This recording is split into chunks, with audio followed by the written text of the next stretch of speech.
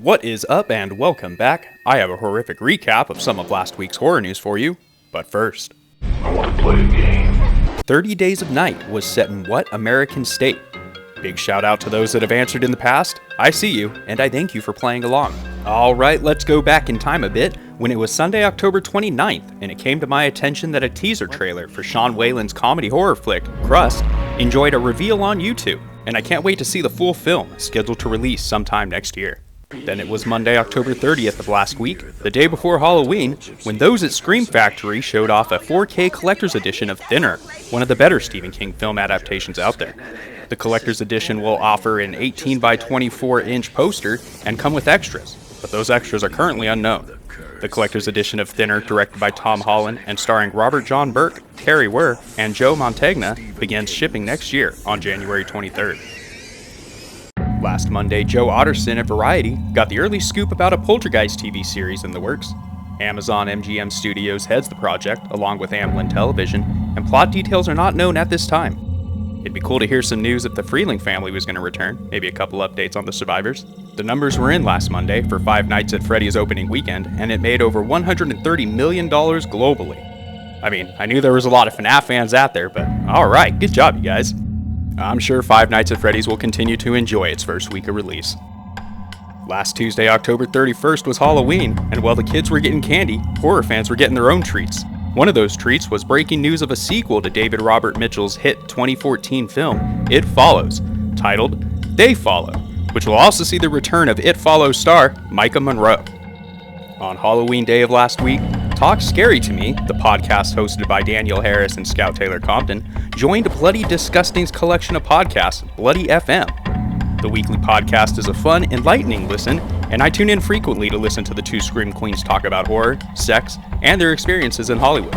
New episodes drop weekly and available wherever you enjoy your podcasts. And the final treat from Halloween day of last week was word that Gary Dauberman's Salem's Lot might get a release after all. Not the theatrical release that it was first promised, but a release nonetheless. If sources are correct, the Stephen King vampire tale starring Lewis Pullman, Alfre Woodard, and William Sadler could release on Max, Warner Bros. Discovery's streaming platform, though the decision is not final. Wednesday, November 1st of last week was the day Stephen King took to Twitter to stand up for Gary Dauberman's Salem's Lot. It was also the day when iHorror.com pointed me towards the cinema lobby with Paul Davis, a channel on YouTube where an exciting new Exorcist video was waiting. No spoilers here, but definitely check the video out if you're an Exorcist fan. Terrifier 2 returned to theaters last Wednesday, and with it came a special post-Halloween treat for some audience members. Art the Clown's third go-around won't hit theaters until late next year, but you still have time to see Terrifier 2 in select theaters until November 9th, and catch a special teaser trailer for Terrifier 3 as well.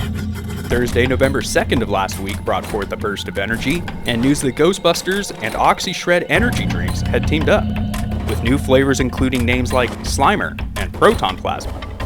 Other Ghostbuster-themed sports nutrition products are available to buy at EHP Labs' website.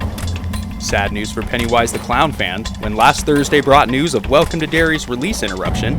The It spin-off, a series set to take place in the 1960s, kicked from its originally planned Halloween 2024 release window to the year after, now eyeing a release sometime in 2025.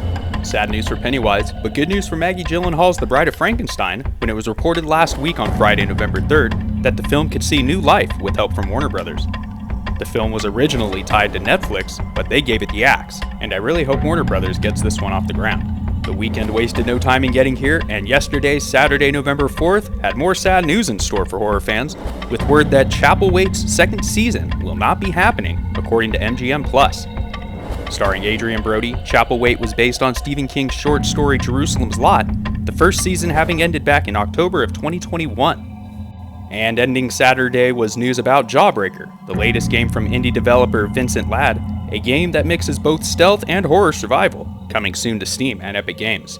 This one looks fun. I can't wait to see what happens with the full game, and I have it on my wish list, so the second it releases, I'm picking it up.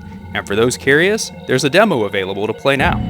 That's the end of this horrific recap, but before I go, I want to play a game. 30 Days of Night was set in what American state? Alaska.